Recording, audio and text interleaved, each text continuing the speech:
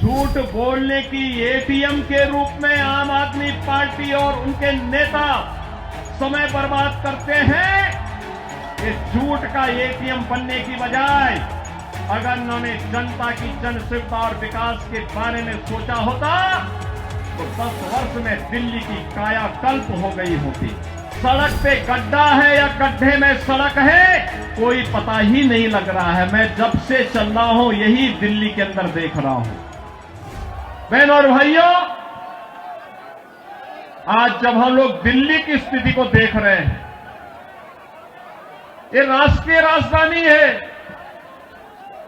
और राष्ट्रीय राजधानी में एनटीएमसी के क्षेत्र को छोड़ दें, शेष दिल्ली में क्या स्थिति है सड़कों की, शेष दिल्ली में क्या स्थिति है सीवर की, शेष दिल्ली में क्या स्थिति है स्वच्छता की और क्या स्थिति है पेयजल की। ये बुनियादी सुविधाएं होती हैं, ये बुनियादी सुविधाएं होती, हर नागरिक का अधिकार होता है इन सभी सुविधाओं पर। याद करिए, आज से 1 दशक पहले तक लोग याद करते थे, सुविधा प्राप्त करने के लिए दिल्ली आने की बात करते थे, सुविधाओं के लिए दिल्ली आते थे। अच्छी सड़क देखनी हो, मॉडल देखना हो, मेट्रो का मॉडल जो सर्दार अटल बिहारी वाजपेयी जी ने प्रारंभ किया था, उसे देखने के लिए पूरा देश दिल्ली आता था। सड़कों की बात होती थी दिल्ली आता था, स्वच्छता की बात होती थी दिल्ली आता था, कोई नया कार्य होता था उसको देखने के लिए लोग दिल्ली आते थे। लेकिन बहनों और भाइयों, आज क्या स्थिति है, क्या बना दिया है? सड़क पे गड्ढा है या गड्ढे में सड़क है कोई पता ही नहीं लग रहा है। मैं जब से चल रहा हूं यही दिल्ली के अंदर देख रहा हूं। बहनों और भाइयों, ये हमने खिलवाड़ करने की छूट एक व्यक्ति को और उनके गिरोह को क्यों दे दी है? स्वच्छता की स्थिति कितनी दुर्गतिपूर्ण है। कूड़ा का ढेर पड़ा हुआ है, गंदगी का ढेर बना हुआ है। दिल्ली राष्ट्रीय राजधानी के अंदर इस प्रकार की दुर्गति हो, सीवर बह रहा सड़कों पर, हमारे वाहनों को भी उसी सीवर के बहते हुए सीवर से गुजरना पड़ा। और अभी तो पेयजल का भीषण संकट आने वाला है। दिल्ली में आम आदमी पार्टी की सरकार का पाप का भुक्तभोगी हमारी पावन मथुरा वृंदावन के श्रद्धालुओं को और संतों को भी उठाना पड़ता है। वहां मां गंगा एक गंदे नाले में बदल करके जाती है। जब भी नमामि गंगे परियोजना के अंतर्गत मां यमुना की शुद्धता की बात आई, स्वच्छता की बात आई, तो अरविंद केजरीवाल एंड कंपनी ने कोई सहयोग नहीं किया। ये सहयोग नहीं करना चाहते, कोई विकास का कार्य नहीं करना चाहते, किसी विकास की परियोजना का मौके पे जाकर के भौतिक सत्यापन नहीं करना चाहते, जनता को बुनियादी सुविधा मिले, उसका अधिकार प्राप्त हो, ये वे काम नहीं करना चाहते। इनका तो एक ही कार्य है, प्रातः काल होते ही सोशल मीडिया पर झूठे ट्वीट करना, झूठी फिल्मों का प्रदर्शन करना, झूठे प्रेस वक्तव्य और प्रेस वार्ता के माध्यम से केवल गुमराह करने वाले वक्तव्यों को देना।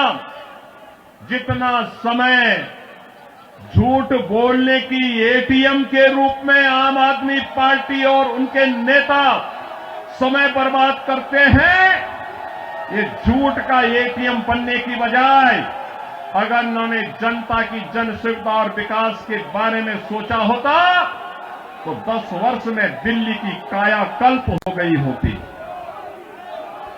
दिल्ली बदल गई होती। लेकिन बहन और भाइयों, दिल्ली बदलने की नहीं, इन लोगों ने दिल्ली को तो एक कूड़ा घर बना दिया है, दिल्ली को अव्यवस्था का एक अड्डा बना दिया है। आजकल मैं सुन रहा हूं अपने भाषणों में से अरविंद केजरीवाल जी बार बार उत्तर प्रदेश की चर्चा कर रहे हैं, लेकिन उनको भूलना नहीं चाहिए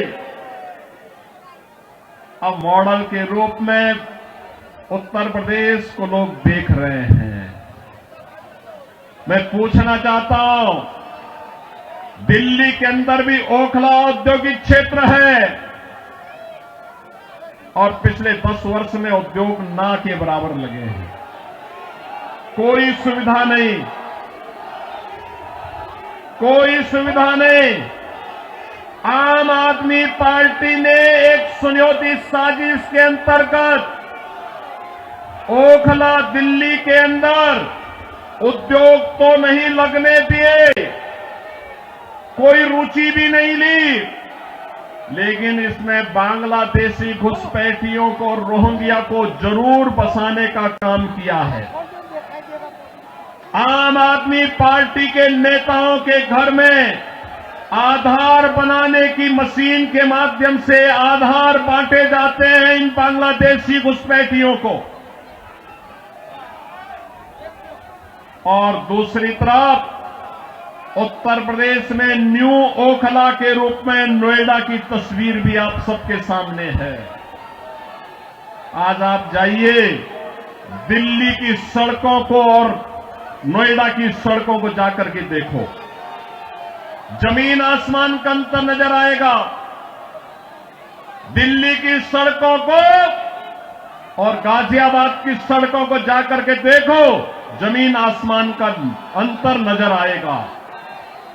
उत्तर प्रदेश के शिक्षण संस्थानों को, उत्तर प्रदेश के मेडिकल कॉलेजेस को और दिल्ली के अंदर यहां की राज्य सरकार के द्वारा चलाए जाने वाले वे जर्जर विद्यालय के भवनों को देख करके आप अंदाजा लगा सकते हैं कि बच्चों के भविष्य के साथ इनका व्यवहार क्या है।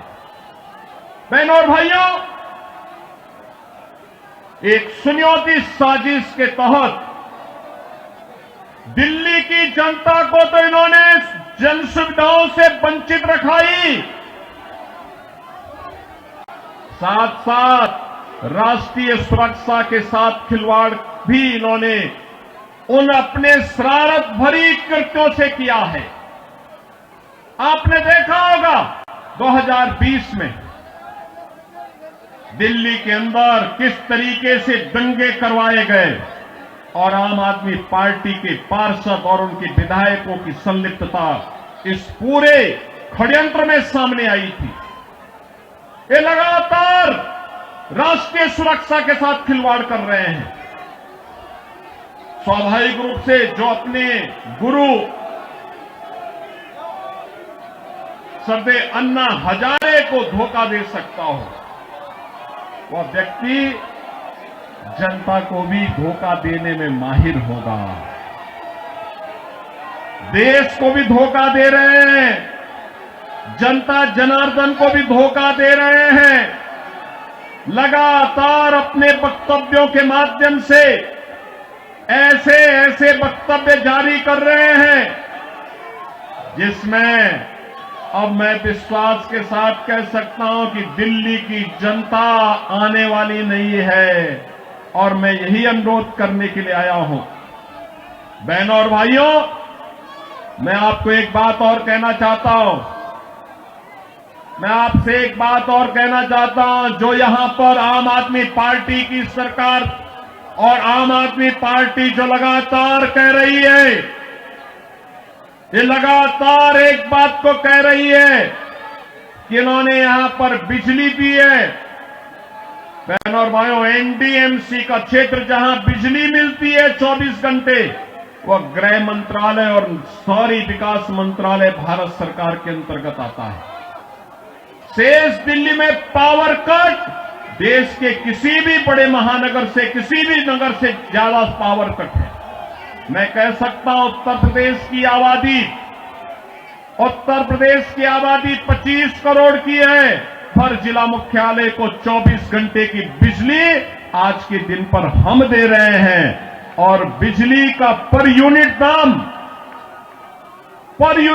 उत्तर प्रदेश में एक सामान्य उपभोक्ता के लिए अगर है तो यह 3 से 3.5 रुपए है, इससे ज्यादा नहीं है। दिल्ली में यही 9 से लेके 10 रुपया है, यानी उत्तर प्रदेश से 3 गुना पैसा लेते हैं, लेकिन 24 घंटे बिजली यहां पर नहीं दे पा रहे हैं।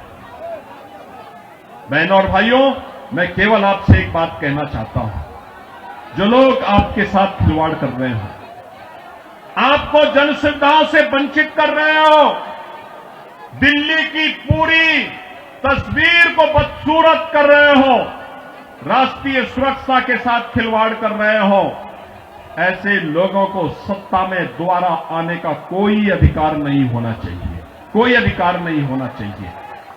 आज आपके सामने भारतीय जनता पार्टी की डबल इंजन की सरकारें आपके पास काम करती हुई अगल बगल के राज्यों में नजर आ रही है। उत्तर प्रदेश है, हरियाणा है, राजस्थान है, मध्य प्रदेश है, छत्तीसगढ़ है। इन सभी राज्यों में जाकर के देखो। मैं कल एक न्यूज पढ़ रहा था कि पंजाब की कुछ बहनें आम आदमी पार्टी के कार्यालय का घेराव की है, अरविंद केजरीवाल के घर का घेराव की हैं और ये इस बात को लेके कहे हैं कि जो वायदा किया था इन्होंने पंजाब में सरकार बनाने के पहले कि 1000 रुपया हर महिला को देंगे, ये दिया ही नहीं और वे महिलाएं इसलिए घेराव करने के लिए आई थी। इन्होंने यहां पे दिल्ली में भी घोषणा की कि मुल्ला और मौलवी को यहां पर पहले से ही ये लोग वेतन देते थे।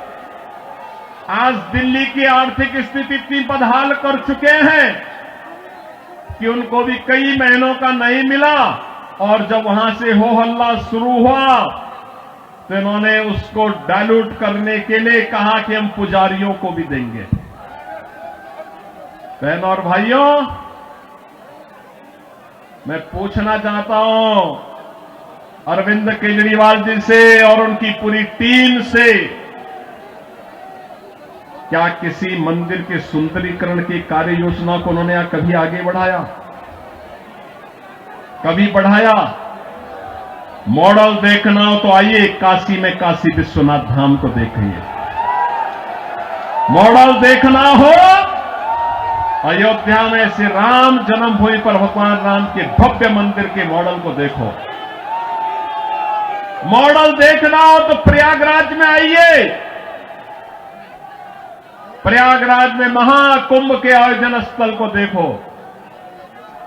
आस्था का सम्मान ऐसे होता है। 1000 से अधिक ऐसे विरासत से जुड़े हुए धार्मिक और आध्यात्मिक स्थलों के पुनरुद्धार और सुंदरीकरण का कार्य के लिए उत्तर प्रदेश के अंदर चल रहा है या पूरा हो चुका है। बहनों और भाइयों, यहां पर आम आदमी पार्टी आपकी भावनाओं के साथ खिलवाड़ कर रही है, लेकिन वे भत्ता देने की बात और मानदेय देने की बात करते समय भूल गए कि उन्होंने बौद्ध मठों से जुड़े हुए भंतों को छोड़ दिया है। बनते भी पाए इसकी उनको चिंता नहीं। भगवान वाल्मीकि के समय से वाल्मीकि समुदाय से जुड़े हुए तमाम हमारे संत वाल्मीकि मंदिरों में पूजा अर्चना करते हैं, उनको उन्होंने भुला दिया, उनके एजेंडे में कहीं नहीं।